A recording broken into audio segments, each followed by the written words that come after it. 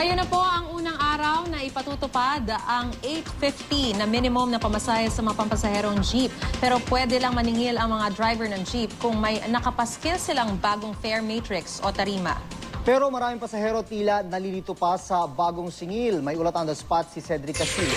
Cedric?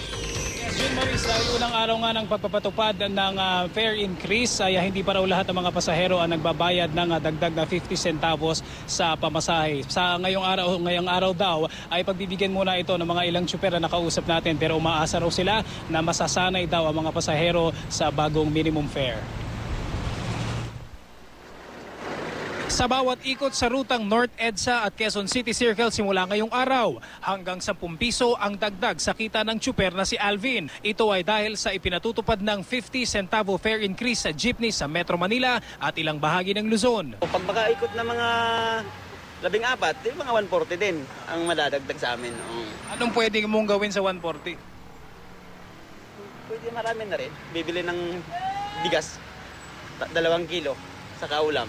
Dahil unang araw pa lang ng fare increase, batid ng ilang tsuper na maninibago pa ang ilang mga pasahero sa 850 na singil. Kaya't pakisamahan muna raw sa ngayon. Pero meron din iba na matigas, ibibigay din ng 8. Pag 8 binigay, anong reaction niyo? Okay lang, wala namang problema sa amin. Siguro sapat lang. Kasi kawawa rin naman yung mga drivers eh. Pero yung mga sweldo, hindi pa naman nag-i-increase.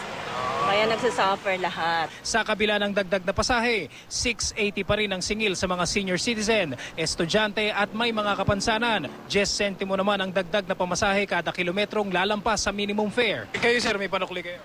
Marami akong panukuli dyan. Pinagandaan nga namin yung yung 850 ay 50 eh. Obligado ang driver maghahanda ng barya dahil sila ang naghahangad na madagdagan pamasahe. Paalala ng Land Transportation Franchising and Regulatory Board sa mga pasahero at tsuper, tanging ang mga may nakapaskil na fare matrix lang ang maaaring sumingil ng 8.50 minimum na pamasahe. June, sa pag-ikot natin kanina, napansin natin na imbes na tarima ay certification lamang yung nakapaskil sa ibang mga jeepney.